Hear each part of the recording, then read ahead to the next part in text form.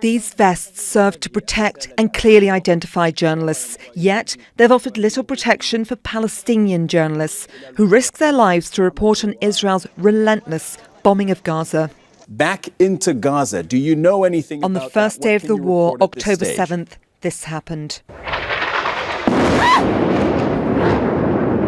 A bomb went off near Al Jazeera reporter Yumna Al-Sayed as she reported live in Gaza City, and the building behind her, home to several media institutions. It was a sign of things to come.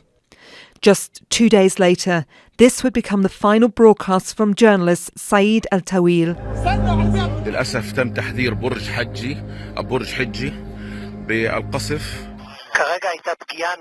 The editor-in-chief of a news website, along with 2 other journalists, stood at a safe distance from a building Israel warned it would bomb. Instead, it struck a building nearby, killing all 3. While international media have only been allowed in with the Israeli army under heavy censorship, journalists in Gaza have been pivotal in documenting and exposing possible Israeli war crimes and the suffering of Palestinians. Among them is Al Jazeera's former Gaza bureau chief Wael al-Dahdo, who continued in his pursuit to report on the war, even after his wife, teenage son, 7-year-old daughter and his grandson were killed in an airstrike.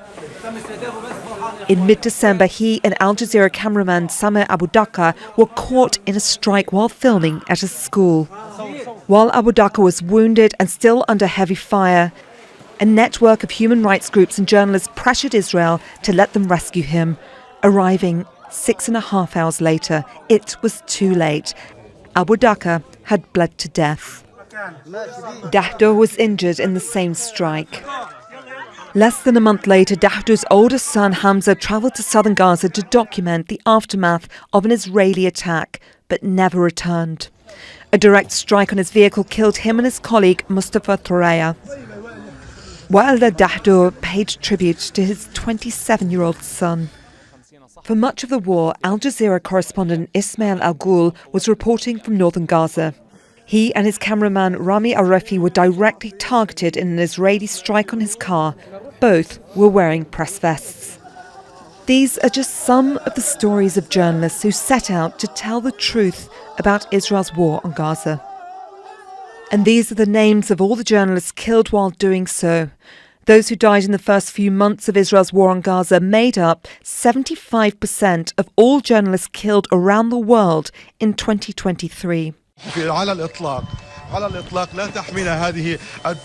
Last year, this reporter tore off his press vest after learning of his colleague's death, saying it offered no protection. And in Gaza, many people know that wearing a press vest can even make them a target. Yet, it's also come to symbolise the pursuit of truth in the face of death. Laura Khan, Al Jazeera. Tim Dawson is the Deputy General Secretary of the International Federation of Journalists. He's joining us now from London. Thanks very much indeed for being with us. So far, 174 media workers in Gaza killed in the past year. That's at least that number so far. Of course, that number will have been going up. What's your reaction to those numbers? It's beyond shocking. Watching that report really brings tears to my eyes, despite having followed this story very closely from the outset. The toll paid by journalists in Gaza is something really that humanity has no prior experience of. As your reporter said, well over 10% of all journalists in Gaza have lost their lives since this conflict began. The usual mortality rates expected of infantry soldiers is less than 5%. The number of US Marines who were killed in Vietnam was less than 5% of those deployed. So we're talking about absolutely shocking levels of loss of life. And really, perhaps even more remarkable than that tragedy is that so many journalists in Gaza have continued working, have continued despite the extraordinary privations they've suffered with little food, no shelter, no fuel, but they have continued to act as the eyes and ears of the world and brought out extraordinary and brilliant stories of the terrible destruction that's been wrought on their communities. When we're live with our crews in Gaza in particular, we can often hear Israeli reconnaissance drones flying overhead. We heard it with Tariq al-Bawzoum when we were talking to him from Deir al-Balah just a few minutes ago. The Israeli military says it does not intentionally target or harm journalists. What's your reaction to that statement? Well, we know that the Israeli Defense Force have some of the most sophisticated surveillance equipment in the world. They're able to track people from mobile phones with minute precision.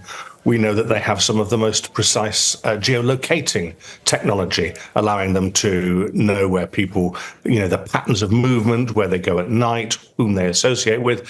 And we know that they have highly sophisticated AI-enhanced targeting equipment that allows drones to deliver death to street addresses pretty much in the way that Amazon delivers books and compact discs. When you take all of that technology and the extraordinary death toll that has been visited upon journalists in Gaza, as well as the orchestrated and campaign against any kind of reporting from the enclave, it is very hard not to conclude that these are deliberate actions.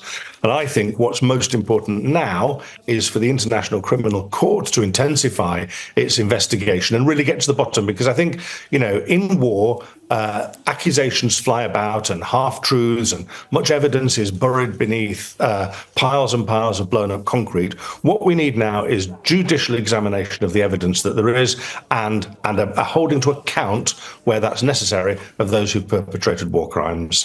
Philippe Lazzarini, the head of UNRWA, was telling us just a few moments ago as well that 226 UN workers are now known to have died. Of course, medical crews have been targeted in these conflicts as well. Do you think that the world has a different perception when it comes to the deaths of journalists as opposed to medical crews and aid workers? All these deaths in Gaza, the vast bulk of which are women and children, whatever their occupations, are utterly, utterly tragic. Of course, those occupations that put themselves in the way of harm, as medical staff do, as relief staff do, as journalists do. Perhaps it seems like a greater tragedy. When medical staff lose their lives, of course, it affects the ability to provide healthcare within Gaza, and that is vitally, vitally important at this point.